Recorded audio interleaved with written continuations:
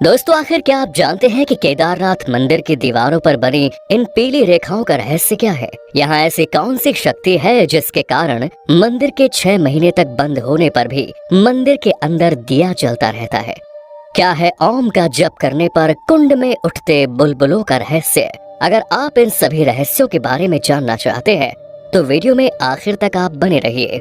दोस्तों, आज हम जिस मंदिर के इतिहास की बात करने जा रहे हैं वो है केदारनाथ मंदिर। ये मंदिर उत्तराखंड में स्थित है, जिसे बाबा भोलेनाथ का मंदिर कहा जाता है। इस मंदिर के निर्माण की बात की जाए तो कहा जाता है कि मंदिर का निर्माण सबसे पहले पांडवों ने करवाया। इसके बाद 8वीं शताब्दी में आदि गुरु शंकराचार्य ने इस मंदिर का जीर्णोद्धार करवाया, जबकि 10वीं शताब्दी में मंदिर के दोबारा बनवाने या मरम्मत करवाने के पीछे राजा भोज का हाथ है।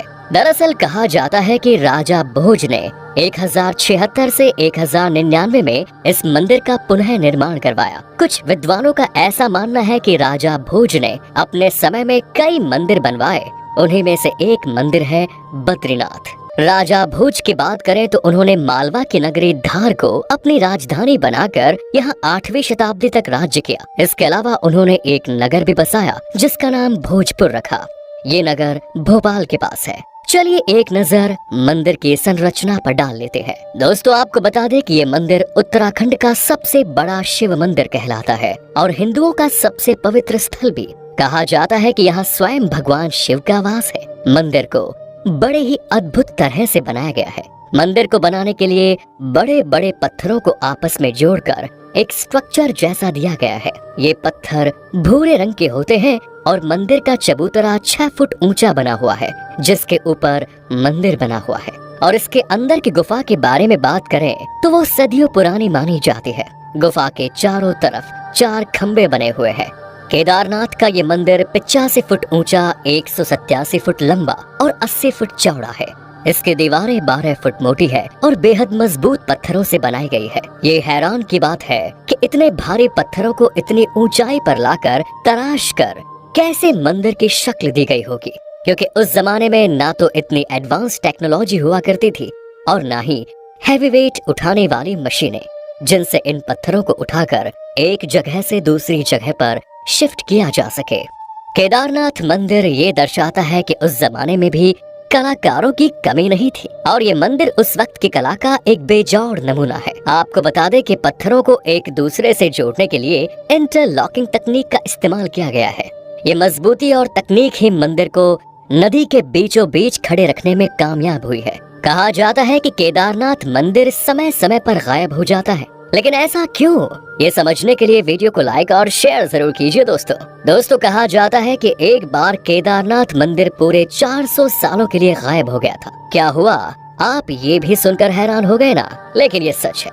दरअसल 13वीं से 17वीं शताब्दी के बीच हिम युग आया था, जिसकी वजह से पहाड़ों पर बर्फबारी होने लगी और उस बर्फ से आसपास के इलाकों सहित केदारनाथ मंदिर भी पूरी तरह से बर्फ से ढक गया था। ये कोई मामूली हिमयुग नहीं था, क्योंकि इस हिमयुग ने अपनी पकड़ 400 सालों तक बनाए रखी और 400 साल बाद इस हिमयुग की पकड़ थोड़ी कमजोर हुई और बर्फ ने पिघलने का काम शुरू किया। अब जब बर्फ साफ होने लगी तो धीरे धीरे चीजों पर पड़ी धुंध भी छटने लगी और केदारनाथ मंदिर से भी बर्फ की चादर हटने लगी। लोगों को लगा कि मंदिर 400 सालों तक रही बर्फ की चादर से प्रभावित हुआ होगा, लेकिन ऐसा कुछ नहीं हुआ। हैरानी की बात तो ये थी कि 400 सालों बाद भी मंदिर ज्यों का त्यों था। ना ही उसके पत्थरों पर कोई खरोच आई थी, ना ही किसी तरह की हानि मंदिर में देखने को मिली। मंदिर जैसा पहले 400 साल था वैसा ही बाद में भी था। सब कुछ सही था, बस बर्फ के पानी की वजह से दीवारों पर पीली लाइंस बन गई थी। बाद में देहरादून के वालिया इंस्टीट्यूट के प्रोफेसर विजय जोशी ने बताया कि ये पीली लाइंस इसलिए है क्योंकि 400 सालों तक बर्फ में मंदिर दबा रहा। एक रिपोर्ट के मुताबिक ये मंदिर न सिर्फ 400 सालों तक बर्फ की गहराई में दबा रहा, हिम नदी की तरंगों से होने वाले नुकसान से भी खुद को बचाता रहा।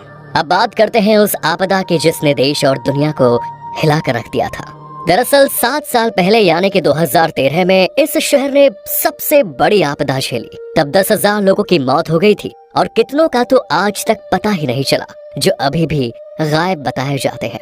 उस दिन भी रोज की तरह खूबसूरत दिन था, जब सूरज घर की छत पर आकर पुकार रहा था। सुबह की वो लालिमा अच्छी लगने लगी थी। काले और नमी से भरे बादल लंबी और सूखी गर्मी के खत्म होने का इशारा कर रहे थे। आप कह सकते हैं कि मानसून हिमालय में दस्तक दे चुका था। हल्की हल्की बारिश लोगों के चेहरे पर खुशी ला रही थी। गर्मी से होने वाली चुभन को बारिश ने शांत कर दिया था। लेकिन कौन जानता था कि ये हल्की हल्की बारिश रौद्र रूप लेकर केदारनाथ में वो भूचाल लेकर आएगी जो आज से पहले कभी नहीं लाया गया। 17 जून 2013 की वो काली रात जब केदारनाथ में ये हादसा हुआ। पता नहीं कब पानी का भयानक मंजर मौत का रूप लेकर आ गया, जिससे उठी बाढ़ ने चारों तरफ हाहाकार मचा दिया। जो जहां था वही सुन्न रह गया। यात्री होटल्स में डर डर कर रात बिताने लगे। हर किसी को अपनी जान की चिंता हो रही थी, क्योंकि अब ये बारिश नहीं बल्कि मौत का पैगाम थी। और जैसे ही मंदाकिनी ने अपना रुख बदला, केदारनाथ की तस्वीर ही बदल गई। उस आपदा का नतीजा ये हुआ कि पानी के तेज बहाव से पत्थर भी खिसकने लगे और बहाव इतना तेज था कि बड़े बड़े घर, दुकान सब अपने साथ बहा कर ले गए। वहीं इसके साथ बड़ी मात्रा में चट्टान पत्थर टूट कर बहने लगे। जहां एक तरफ बाढ़ के पानी के सामने जो भी आया वो उसे अपने साथ वहां बहा कर ले जा रहा था, वहीं दूसरी तरफ केदारनाथ मंदिर के पीछे एक बड़ी सी चट्टान आकर फंस गई। उस भयंकर बाढ़ से उस चट्टान ने मंदिर की रक्षा की और बाढ़ के पानी के साथ बहने वाला पूरा मलबा मंदिर के दोनों ओर से बहता रहा, पर मंदिर को कुछ नहीं हुआ। लोगों को तब बहुत डर था कि बहता हुआ पानी एवं मलबा मंदिर को भी साथ में बहा ले जाएगा, किंतु ऐसा नहीं हुआ। उत्तराखंड में आई इस बाढ़ में आसपास के अधिकतर क्षेत्र, स्थानीय लोग, दुकानें, होटल एवं तीर्थ यात्रियों की बड़ी बड़ी संख्या में हानि हुई। उस समय मानो मौत का सैलाब आया हुआ था।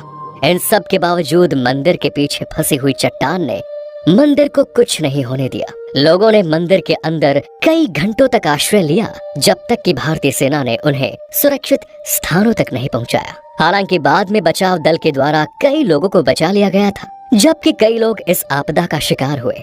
इस भयंकर तबाही में हजारों लोगों की जान चली गई, जबकि कई लोग इस आपदा का शिकार हुए। इस भयंकर तबाही में हजारों लोगों की जान चली गई तो हजारों लोग लापता भी हो गए। इससे आज तक वैज्ञानिक भी नहीं खोज पाए हैं कि ओम के उच्चारण के बाद कुंड में बुलबुले कहां से उठते हैं। ये तो ईश्वर की माया है जो हमें किसी न किसी रूप में केदारनाथ में दिखाई दे ही जाती है। अगर आप भी केदारनाथ दर्शन करने के लिए जा रहे हैं तो याद रखिएगा, जो कोई भी केदारनाथ की यात्रा पर जाता है उसका इस भैरव मंदिर में दर्शन करना जरूरी होता है, और जो भैरव मंदिर के दर्शन नहीं करता उसकी यात्रा पूरी कभी नहीं होती। वैसे क्या आप कभी केदारनाथ मंदिर गए हैं या जाने वाले हैं? कमेंट सेक्शन में जरूर बताएं और चैनल को सब्सक्राइब जरूर करें। मिलते हैं अगली वीडियो में। धन्यवाद।